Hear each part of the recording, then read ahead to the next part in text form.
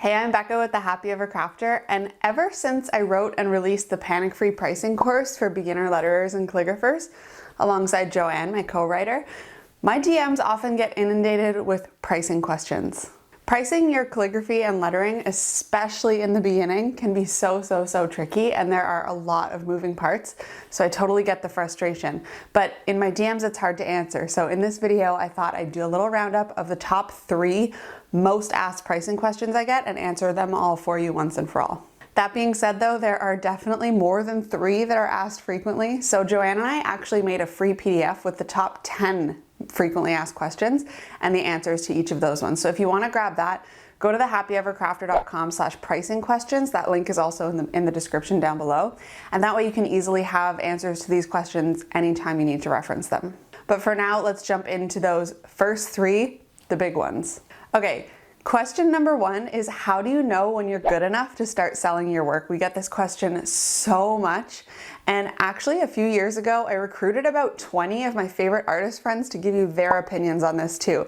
You can find that video here, and it's super helpful to hear from so many artists because the answer is really not black and white. However, my personal response to this question whenever I'm asked is that if someone asks you to create something for them, that's how you know you're ready. Clearly what you're doing is resonating with someone enough for them to want to hire you for it.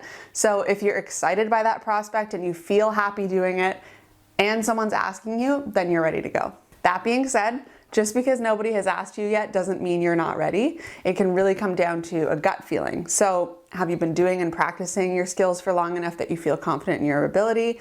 Perhaps nobody's asking you because you simply haven't put yourself out there and they don't know you would do it. So start sharing and see what happens. Okay, frequently asked question number 2 is, how do you find clients? So once again, I have an in-depth video all about this exact topic, and you can find that one here. I go into so much more detail in that one than I will here, but as a little overview, there are kind of 3 buckets of things that will help you most when you're trying to find clients. The first one is tell people and share about it. Word of mouth is seriously so critical, and so many people hop into businesses and are afraid to tell people what they're doing because they're self-conscious, and they just expect people to magically start approaching them. You have to share, honestly, even if it feels vulnerable and awkward. Your friends and family will likely be your biggest assets in growing your business at first. So don't keep it to yourself. You can't just hope that strangers are gonna find you. Don't be afraid to tell people. And if the friends and family thing doesn't feel right to you, just know that you need to be sharing it somehow, which actually brings me to my next point, and that's social media marketing. If you don't like social media, I'm sorry to tell you that you're probably gonna have to start using it. Yes, you can have a website and stay off social media completely, but how do you think most people find websites? It's through social media.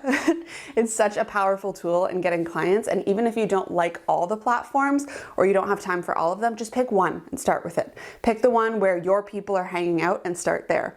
And if your people like photos, try Instagram. If your people like quick videos, try TikTok. If your people like conversations and talking to each other, try Facebook, and so on and so on. Basically, just figure out where your people are hanging out and go hang out there. Have a presence, start sharing what you want to be hired for so that people know you exist and that you're offering that thing. And my last kind of bucket for getting clients is to network with other people in the industry, especially in the lettering and calligraphy industry. There's so many opportunities to network with people to get jobs. If you want to do storefront windows, you need to network with store owners. You need to meet people and put yourself out there so they know what you're doing. People need to know that these are services that you offer. If you want to do wedding jobs, you need to align yourself with people in the wedding industry. So wedding photographers, wedding planners, etc.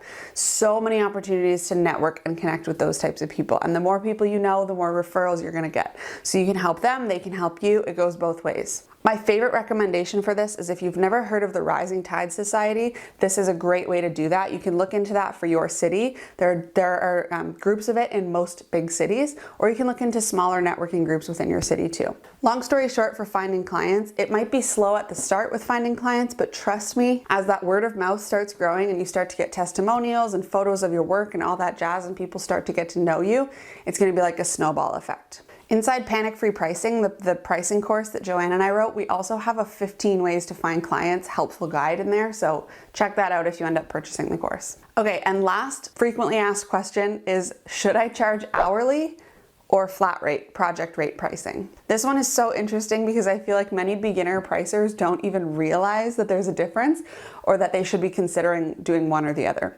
Hourly rate is basically if a client comes to you and asks you for a quote and you say you can complete that job for X dollars an hour. You do the job, you just keep track of your hours, and then you bill them for the total. Whereas project basing or flat rate pricing, on the other hand, is when the client asks you for a quote and you just provide them a total flat price for the whole project. I'm sure if you think about it a bit, you can quickly see how different these two scenarios can be when it comes to pricing your jobs. And we go into this way more in detail in panic-free pricing because it's really important. We even talk about how to calculate your hourly minimum rate, which is super important, but the quick answer to this question is that there are very few instances when we would recommend billing your client by the hour. That doesn't mean that you shouldn't know your hourly rate, because you really need to. But it's best to keep that number in your back pocket as a reference tool that helps you calculate your flat rate or your project-based pricing. So use your hourly rate to build those flat project prices. There are a bunch of reasons for this, but the long story short is that charging hourly gives your client the opportunity to negotiate on size, time, complexity, etc. to lower your price. It's also a really frustrating process for the client if they have no idea whether the project's going to take 5 hours or 50. That total price at the end could become a huge shock for them, and that's always really awkward for you. If you provide a flat rate for the entire project, on the other hand, the details are all wrapped into that price. So the client knows how much exactly they can expect as a total at the end, regardless of how long it takes you to get there. If you picture that just kind of like the cleaner, easier option. Another huge reason to go with project-based over hourly is that hourly actually penalizes you if you're experienced and you work quickly. The example I like to give here is for a mural. So let's say I go do a mural and I quote $50 an hour. I'm pretty experienced with murals, so it takes me about 10 hours to complete it for a total of $500. Contrast that with a beginner, let's call her Jane, who quotes $50 an hour, but she's new, so it takes her 25 hours. So she makes $12.50. How does that make sense? I've been doing this for longer, I'm faster, I inconvenience the client a lot less than she does, but she makes more money. If I just quoted a project price for my mural, I would have built the price around the fact that I'm experienced and I would get it done quickly. I'm rewarded for my skills, not penalized for them. There's honestly so much more I could say about this topic because it really is nuanced and it depends on the project that you're doing. But as always, I have another video on here on YouTube where myself and 4 other artists actually debate this topic in depth. It's fun and you'll learn a lot from actually hearing from artists who have the experience doing this kind of stuff. So before I link you to that video, just a quick reminder, if you didn't already go to the happyevercrafter.com/pricing questions, it's also linked below.